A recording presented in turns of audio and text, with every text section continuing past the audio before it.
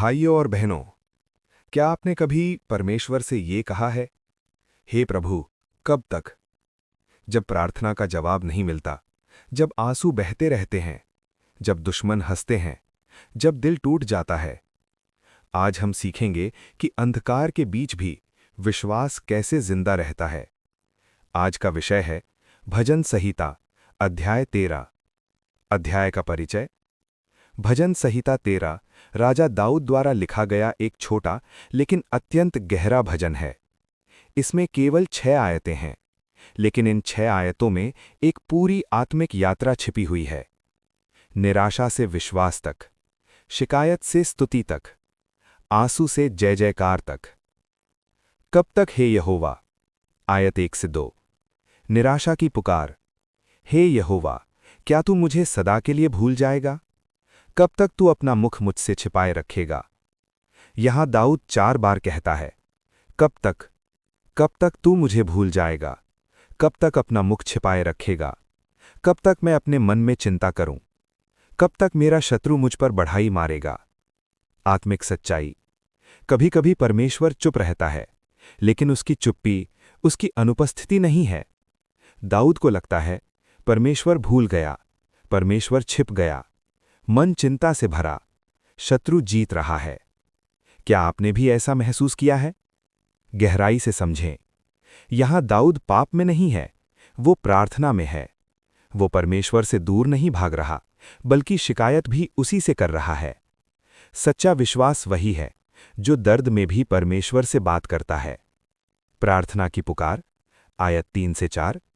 हे मेरे परमेश्वर यहोवा, मेरी ओर दृष्टि कर और मुझे उत्तर दे।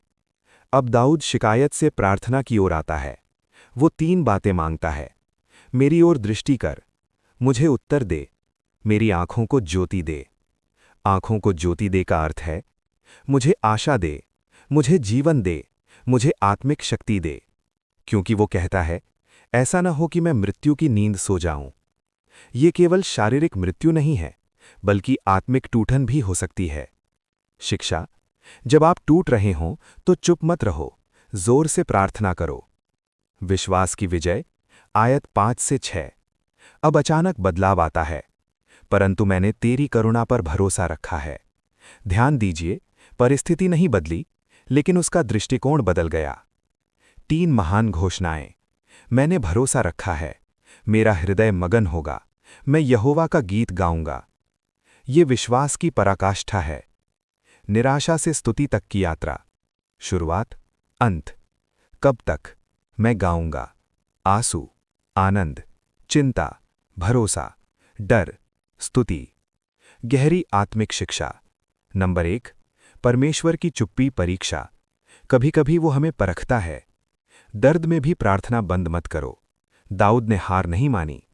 विश्वास भावना से बड़ा है। उसे महसूस नहीं हो रहा था, लेकिन उसने भरोसा चुना। जीवन में लागू कैसे करें? जब प्रार्थना का उत्तर देर से मिले, तो हार मत मानो, वचन पढ़ो, स्तुति करो। जब शत्रु हंसे, तो याद रखो, परमेश्वर अंतिम शब्द बोलेगा। जब मन टूटे, तो स्तुति करना शुरू करो, वातावरण बदल जाएगा। संदेश। प्रिय भाइयों और बहनों, आपका कब तक एक दिन धन्यवाद प्रभु में बदल जाएगा। भजन 13 हमें सिखाता है, दर्द स्थायी नहीं है, लेकिन परमेश्वर की करुणा स्थायी है। समापन प्रार्थना।